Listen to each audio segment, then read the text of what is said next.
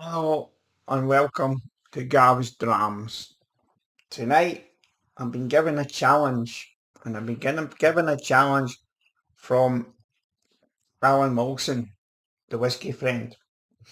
And he was given a challenge for somebody else. And came from Jeff Whisky.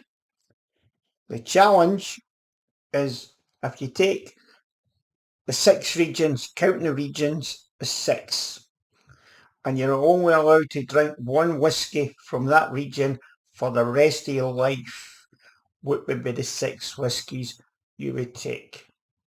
So, had an interesting set. I've looked at what I've got and I've dug out some ones that I think I would stick to.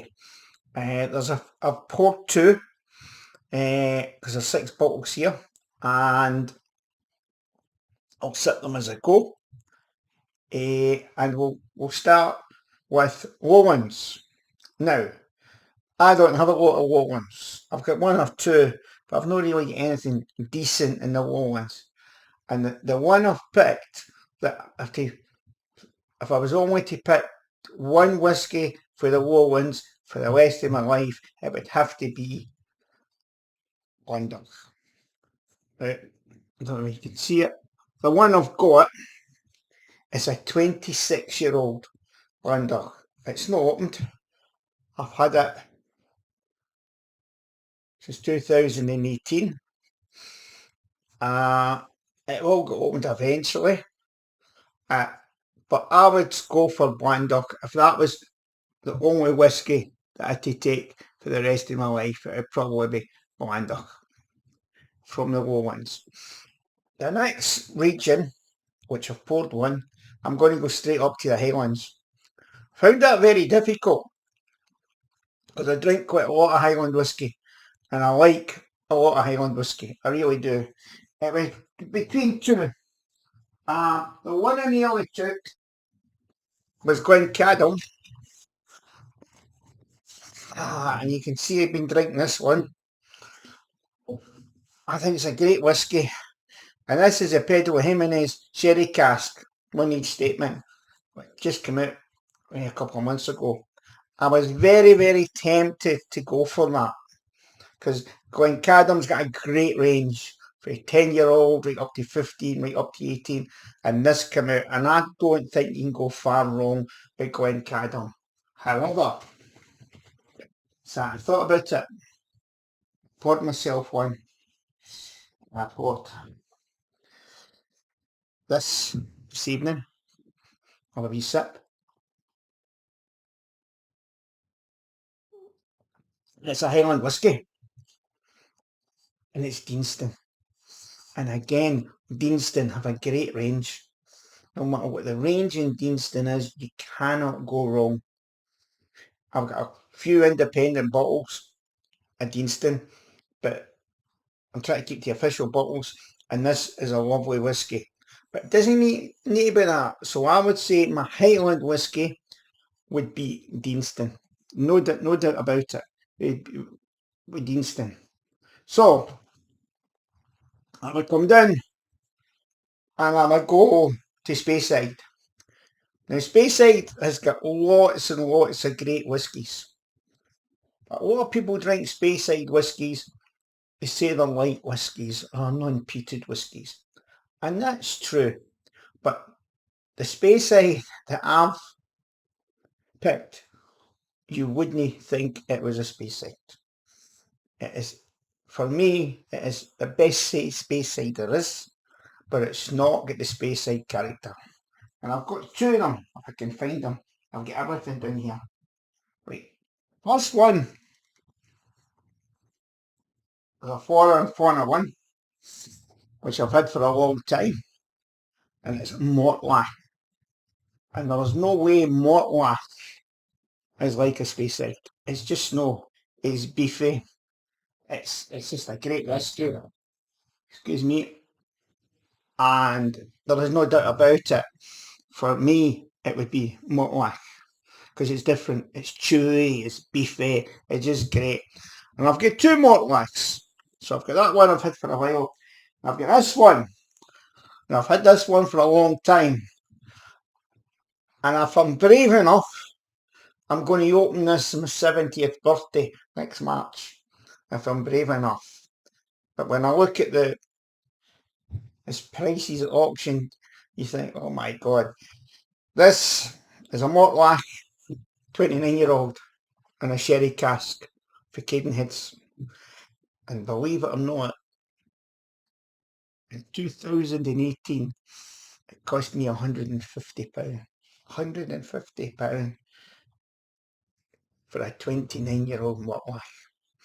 And I think if I was going whiskies for the rest of my life, it would have to be the Speyside and it would have to be Mortlach. No doubt about it. So that's that. So I'm going to have another wee sip, enjoy my Deanston. So we're now going to go the Highlands. Again, a lot of great whiskies, but the one I've picked for you, we've only got one bottle left. I've bought a lot of these, and it's Arran. You can get the Arran 10-year-old, which is a fabulous buy. You get the Arran Bothy Cup, and again, Arran's got a fabulous range. And that's if it was for the rest of my life, there's a range there. So and that's what I've tended to do when I've picked these. I've not went for one bottle one. I've went for what distillery's got a good range and what distillery would I stay at for the rest of my life.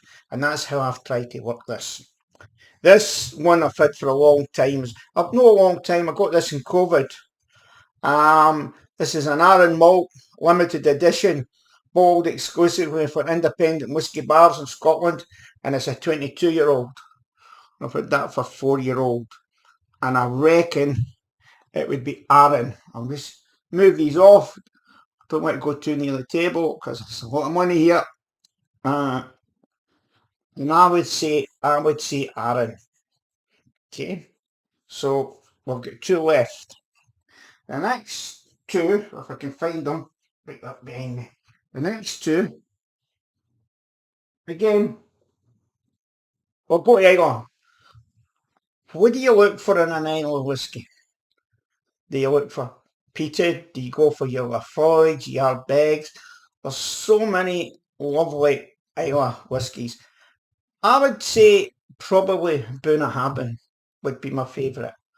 And then I would think about it and go, no, the whisky I've picked is one of these whiskies that people will like, people don't like.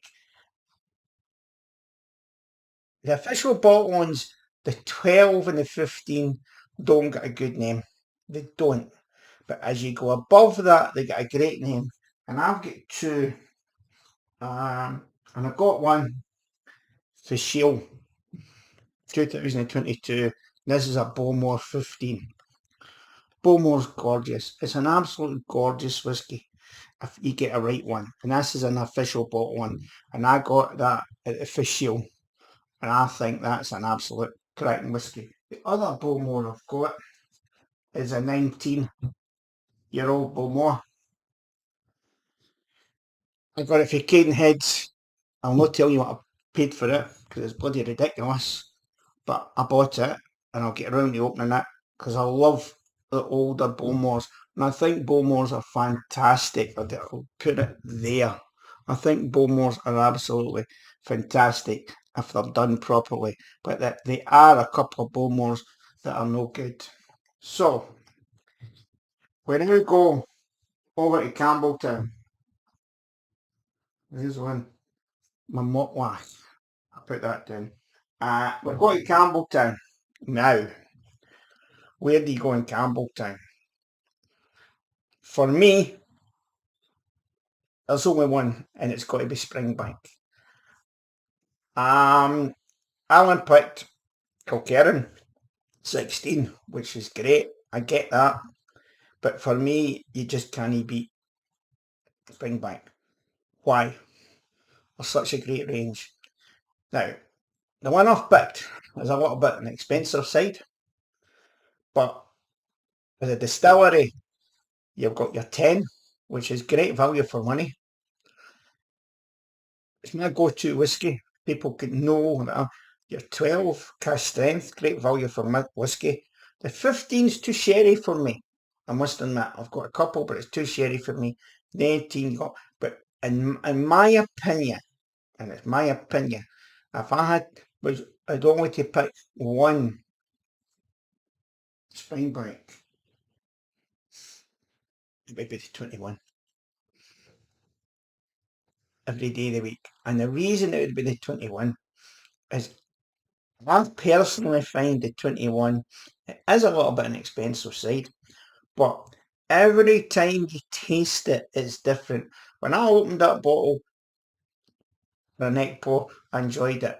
When I got down there, it was different. And every time you go down here, it's different. And when it's in the glass, every time you get a taste of it, it's different. For me, Campbeltown, it's got to be Springbank. And the one I've picked is Springbank 21. So, and I've poured that as well. And I'm going to have that later on. 21. So, the 6 whiskies, not necessarily a certain range, but the distillery, for me, it would be Lowland, Lowlands, Highland, Deanston, Speyside, Mortlach, Islands, Arran, Islay, Bowmore, without a doubt.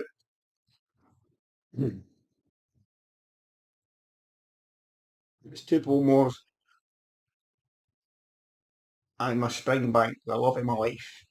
So that would be what I would pick in what districts. Now, I've got to name somebody to take up this challenge, to pass on the baton. So, I'm going to pick Stuart from Whisky Whims. Stuart, if you're watching this, get into your collection, see what you've got, and see what you do. Thanks very much for watching Gav's Drams. That's the bottles that I would pick for every region in Scotland. Thank you. Good night.